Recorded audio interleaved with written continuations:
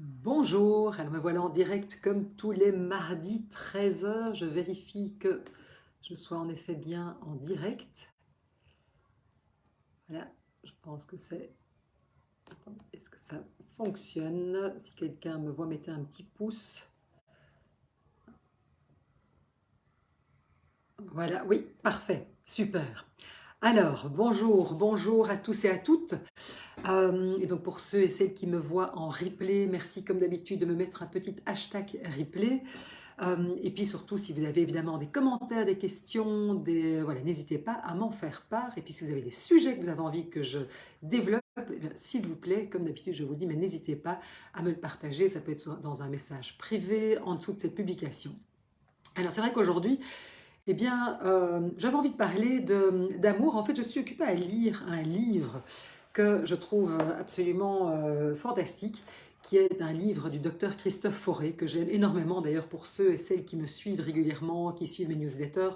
J'en ai déjà souvent parlé de Christophe Fauré parce que je trouve vraiment c'est un, voilà, c'est un psychiatre qui est, j'aime beaucoup sa façon de réfléchir, de réfléchir notamment au sujet comme notamment l'amour, les relations humaines, l'évolution personnelle, spirituelle. Et voilà, je me sens très en phase avec ce qu'il partage. Et là, voilà, je lis pour le moment Ensemble mais seul. Donc, comment apprivoiser le sentiment de solitude dans le couple. J'y reviendrai d'ailleurs parce que ça fera certainement l'objet d'une newsletter ou d'un article de blog. Mais dans ce livre, ben justement, il parle d'amour et c'est intéressant parce qu'il voilà, il part d'une définition de l'amour d'ailleurs que je vous ai mis en commentaire. Et lui, il s'est inspiré d'un psychiatre qui s'appelle Monsieur Peck, qui est un Américain psychiatre. Et voilà, il a un tout petit peu transformé la définition de l'amour de ce psychiatre. Mais je trouvais vraiment, parce que voilà, Peck rajoute une dimension spirituelle que je trouve assez intéressante. Mais ici, Christophe Fauré le dit, voilà, l'amour c'est quoi? C'est la volonté de se dépasser dans le but de nourrir sa propre évolution et celle de quelqu'un d'autre. Alors, on va un peu, voilà, l'idée ici, c'est de décortiquer en fait cette définition de l'amour.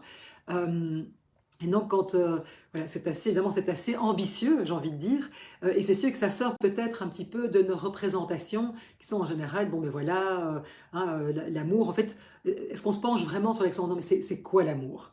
Et donc, quand on dit c'est la volonté, moi j'aime beaucoup le terme, voilà, la volonté, parce qu'en fait, quelque part, c'est vrai que je veux dire, être en amour, en fait, l'amour, quelque part, ça, enfin, de nouveau d'après cette définition, mais quelque part, moi, voilà, ça fait partie de mes croyances, j'y adhère, c'est que ça relève d'une décision. Et c'est vrai qu'on parle souvent, je suis tombé amoureux, j'ai eu un coup de foudre, et là, on est quelque part, en fait, passif, hein, c'est-à-dire, voilà, ça nous tombe dessus, hein, on tombe amoureux, on ne fait rien, ça, voilà, alors qu'en fait, quelque part, l'amour, je veux dire, à partir du moment où voilà, on sort de cette phase de passion, etc., l'amour, en fait, à un moment, c'est de décider, c'est décider d'aimer quelqu'un.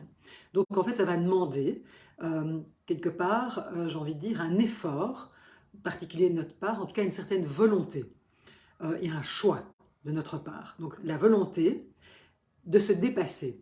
Alors, c'est intéressant parce que c'est vrai que moi, j'ai toujours, et pour ceux qui ont déjà écouté mes lives précédents ou qui lisent mes articles de blog, etc., c'est vrai que moi, je pense que vraiment, c'est dans la relation amoureuse, dans le couple, que l'on va se frotter à l'autre et qui est vraiment le creuset. En fait, c'est un creuset pour évoluer. Et c'est vrai que souvent, on se dit, moi, je me mets en couple pour être heureux. Et en fait, moi, j'en dis, mais est-ce que c'est ça, finalement, la fonction première du couple? Est-ce que c'est pas plutôt, en fait, de se dire qu'on est en couple, quelque part, pour évoluer, pour se dépasser, pour grandir, pour apprendre à se connaître, pour se transformer? Parce que je dis, voilà, pour moi, le fait d'être en couple et d'être amoureux, c'est vraiment pour moi un processus de transformation, d'évolution, donc c'est se dépasser. Donc la volonté de se dépasser dans le but, et ça c'est intéressant parce que ça veut dire que quelque part, là, c'est pas que hein, je suis amoureux et ça bouge plus, c'est fixe, c'est immuable, ce qu'on aimerait beaucoup. Hein. Souvent on se dit, mais je comprends pas ce qui s'est passé, c'était super au début, mais maintenant on a des difficultés.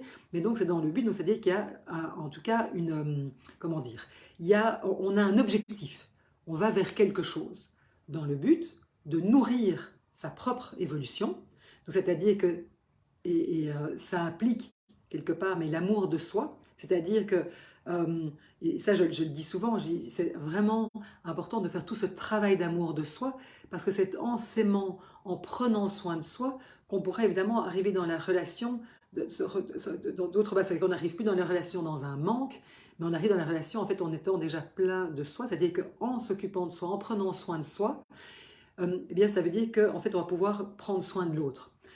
Et c'est vrai que très souvent, qu'est-ce qui se passe? C'est que quand on rentre dans une relation amoureuse, nous, on rentre évidemment avec nos manques, nos blessures, et on attend de l'autre de venir nous compléter. J'ai toujours, mais en fait, l'amour, en fait, c'est le cherry on the cake. J'en ai déjà parlé souvent voilà, dans d'autres lives.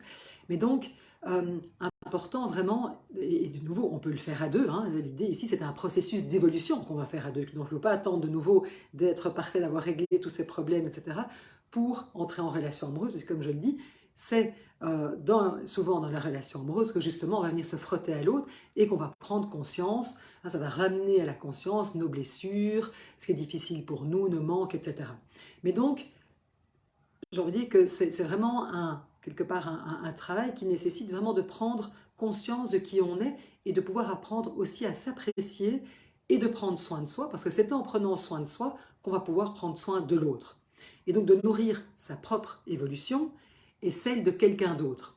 C'est-à-dire que voilà, l'amour, ce n'est pas seulement avoir de l'amour, du désir pour des sentiments pour quelqu'un d'autre, mais c'est aussi quand même de temps de se dire, mais voilà, l'idée, c'est que cette personne de qui je suis amoureux, amoureuse, puisse aussi grandir et se développer dans la relation.